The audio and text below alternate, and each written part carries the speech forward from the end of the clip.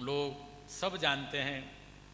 जब दूसरे को पहुंचाने के लिए दूसरे लोग जाते हैं, जो चला जाता है और फिर वहाँ पर कुछ लोग बोलते हैं, उनको वहाँ याद आता है राम नाम वाह। और वो भी आजकल कोई बोलता नहीं है, वहाँ भी शर्म आती है।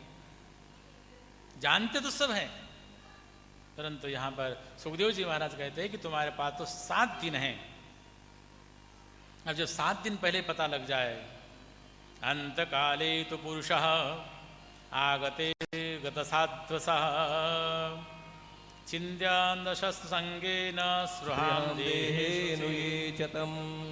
कहते हैं कि जब पता लग जाए कि अब 7वें दिन मृत्यु आने वाली है, उस समय कहते हैं कि तुमको असंग शस्त्र के द्वारा, असंग शस्त्र का हाथ में खड्ग लेना चाहिए, और हमारा घर है, हमारा द्वार है, पुत्र है, ये सब का छेदन करते हुए ग्रहात् प्रवृतो धीरः पुण्यतीर्थ जलः प्लुतः शुचौ विविक्त आसीनो विधिवत कल्पितासने। जब इतना पता लग ही जाता है तो उस समय, उसी समय ग्रह को त्याग करना चाहिए, और ग्रह त्याग करके कोई पुण्य क्षेत्र में जा करके वहाँ पर बैठ करके शुचो विविक्त आसीनो, उस समय वहाँ पर पवित्र आसन धारण करके वहाँ पर बैठ जाना चाहिए, और बैठ करके वहाँ पर गायत्री का ध्यान करना चाहिए। जो आपको मंत्र दिया हो, आपके पास जो मंत्र हो, प्रणव का उच्चारण करना चाहिए। और उस समय जितासनो जितश्वासो जितसंगो जितेन्द्रिया स्थूले भगवते रूपे मनस्संधारये सिद्धिया, बोलते उस समय श्वास को जीत लेना चाहिए, अपने इंद्रियों को जीतना चाहिए, और इंद्रियों को जीत करके उस समय स्थूल जो रूप है भगवान का, उसका ध्यान करना चाहिए।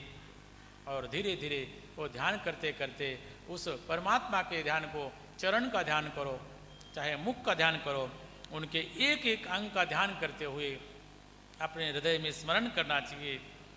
भगवान के अनेक स्वरूप हैं, भगवान के अनेक रूप हैं, ये संपूर्ण सृष्टि ही उस परमात्मा की है। इसलिए अनेक प्रकार के भगवान के ध्यान करते हुए, उस परमात्मा का ध्यान करते करते उनके रूपों का ही ध्यान करना चाहिए। जिसको मुक्ति चाहिए और जिसको मुक्ति नहीं चाहिए, उसको अनेक अनेक प्रकार के दूसरे देवता है। जिसको ब्रह्म तेज चाहिए, उसको बृहस्पति की उपासना करनी चाहिए। किसी को कामना चाहिए, उसको इंद्र की उपासना करनी चाहिए। किसी को लक्ष्मी चाहिए, उसको श्रीविद्या की उपासना करनी चाहिए। किसी को संतान की इच्छा है, उसको प्रजापति की उपासना करनी चाहिए। ऐसे प्रकार अनेक अनेक प्रकार के यहाँ पर उपासना की पद्धति बताई है। जिसको जो चाहिए उसकी उपासना करना चाहिए। परंतु तुम यहाँ पर आए हो, कहते हैं कि तुम्हारे पास तो केवल 7 दिन बचे हैं, इसलिए भगवान का स्मरण करना चाहिए, उस परमात्मा का स्मरण करना चाहिए। और उसी प्रकार भगवान के अनेक अवतारों की कथा कहते हैं, वही परमात्मा एक है, वही अनेक हो जाता है। और उसी परमात्मा ने जब विचार किया, उसी समय उनके नाभि कमल से ब्रह्मा जी की उत्पत्ति होती है।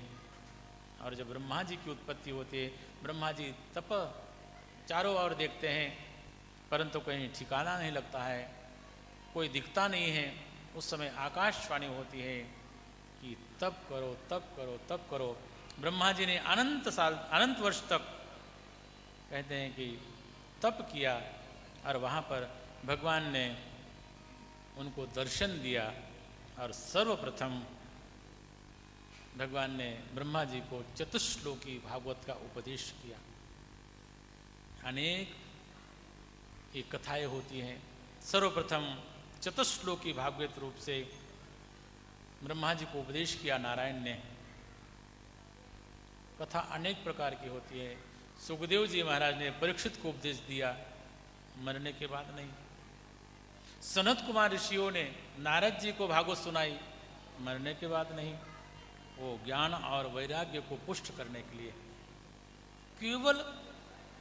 केवल गोकर्ण ने अपना जो भाई प्रेत बना था, उसको ही लेकर के उस प्रेतात्मा के मुक्ति के लिए गोकर्ण जी ने कथा की।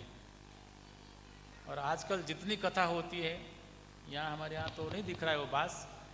जो जो आप कथा में जाते होंगे वहाँ वो 7 गांठ वाला बाँस रहता है। वो लोग समझते हैं कि हमारे माता पिता प्रेती बन गए। अरे जिसने साक्षात भागवत श्रवण की होगी उसको प्रेत योनि कभी प्राप्त नहीं होगी। लेकिन लोग चल पड़ते हैं, परंतु ये आत्मकल्याण के लिए श्रीमद् भागवत है। और श्रीमद् भागवत का सर्वप्रथम श्रवण ब्रह्मा जी ने किया है स्वयं नारायण से इस प्रकार की। और ब्रह्मा जी को आदेश दिया कि आप सृष्टि को आगे बढ़ाओ। और ब्रह्मा जी ने अनेक प्रकार की सृष्टि बनाई। भूत पिशाच पहले सृष्टि बनाए, अनेक अनेक प्रकार की सृष्टि बनाई, परंतु ब्रह्मा जी को संतुष्टि नहीं हुई। और उसके बाद में ब्रह्मा जी ने सृष्टि ऋषियों की 10 ऋषियों की सृष्टि की। वहाँ पर 10 ऋषियों के साथ में ब्रह्मा जी ने विचार किया कि आगे सृष्टि का विस्तार होना चाहिए। और उसी समय उन्होंने विचार करते करते उन्होंने जब चिंतन किया तो ब्रह्मा जी के उनके शरीर से ही 2 भाग उत्पन्न हुए। उसमें से एक जोड़ा पैदा हुआ और उसमें से एक महाराज मनु जी महाराज और दूसरी शतरूपा। और वहाँ से हम और आप वहाँ से आए हैं। हमारे आदि पुरुष, आदि माता शतरूपा, आदि हमारे पुरुष, आदि पितामह हमारे मनु जी महाराज। और वहाँ से सृष्टि का प्रारंभ होता है जो वर्तमान हम देख रहे हैं। इस प्रकार ये सृष्टि कैसे बनी, इसमें अनेक प्रकार की यहाँ पर बातें आई है, परंतु संक्षेप में इतना ही कहते हैं। और अगर विस्तार से कहेंगे तो जो लोग हैं वो भी जाएंगे और जो रहेंगे उनको नींद आने लग जाएगी। इसलिए भगवान का नाम संकीर्तन करते हुए आज के कथा को यहीं विराम देते हैं। श्रीमन्नारायण नारायण श्रीमन्नारायण नारायण नारायण।